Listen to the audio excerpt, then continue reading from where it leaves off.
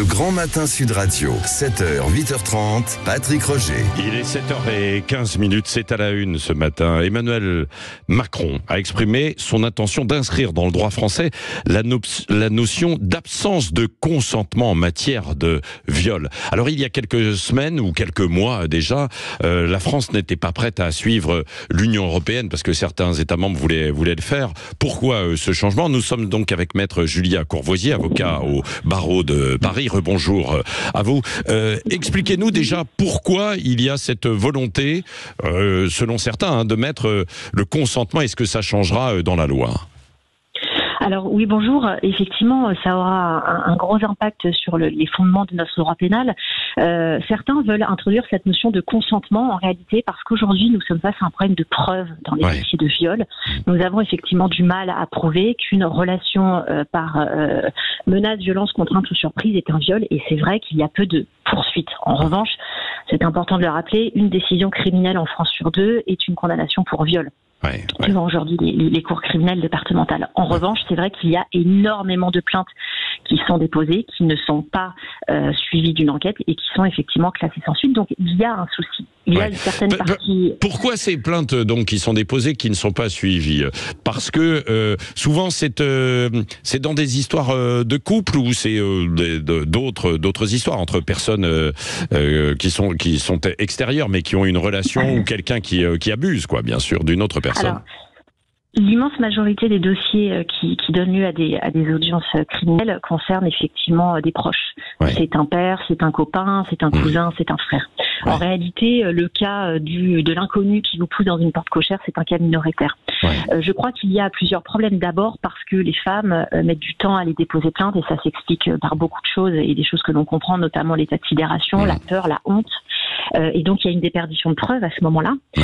Et puis ensuite parce que les commissariats ne prennent pas encore tellement ces plaintes au sérieux. Les commissariats sont surchargés, ont d'autres priorités et donc laissent un petit peu ces plaintes déposées sur le côté, ne convoquent pas tout de suite la personne qui est mise en cause et donc forcément cela traîne, cela fait perdre des preuves et donc après ces dossiers sont classés sans suite ou font l'objet de correctionnalisation parce que l'acte de pénétration sexuelle n'est pas forcément prouvé.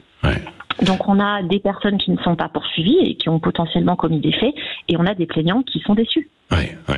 Et alors, est-ce que c'est une bonne chose ou pas d'inscrire cette notion de consentement dans la loi, pour vous, maître Courvoisier? Alors, moi, je crois que c'est une très mauvaise chose parce que ça va inverser le fonctionnement de notre droit pénal. Assez simplement, aujourd'hui, le viol est défini par tout acte de pénétration sexuelle commis par violence, menace, contrainte ou surprise.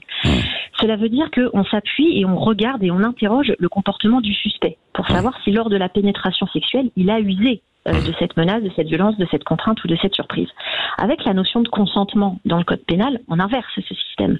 C'est-à-dire qu'on va effectivement s'interroger sur l'absence de consentement de la personne qui dépose plainte. Et donc, on ne parlera plus de menaces, violences, contraintes ou surprises, qui sont parfois et nécessairement des actes un petit peu objectifs, mais on va parler de l'accusation d'une ou d'un plaignant. Et donc, nécessairement, pour justifier qu'il y a eu consentement, on va se poser la question de son comportement à elle, la taille de sa jupe, ce qu'elle a bu, qui sont ses ex, etc., etc. Et à l'heure actuelle, déjà, on n'aime pas que ça se passe comme ça, parce qu'en principe, on ne devrait pas s'interroger sur son comportement. Je crois qu'il ne faut pas aller jusque-là. Et puis, il y a une autre question, c'est celle de la présomption d'innocence. À l'heure actuelle, l'enquête pénale a vocation à rapporter la preuve d'une culpabilité, et pas d'une innocence. Donc ça va compliquer les choses, selon vous, plus que simplifier. C'est-à-dire que d'abord, il va y avoir un bouleversement de notre façon de concevoir le droit pénal, mais ça, effectivement, dans le quotidien, on ne veut pas forcément l'entendre. Mais je ne suis pas sûre que ça change réellement grand-chose au quotidien, parce qu'aujourd'hui, je crois sincèrement que le problème n'est pas la définition du viol, mais la preuve.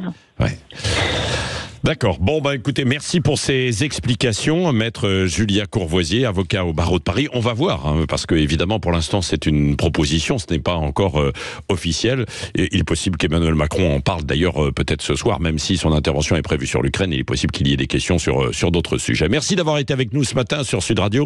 Il est 7h19.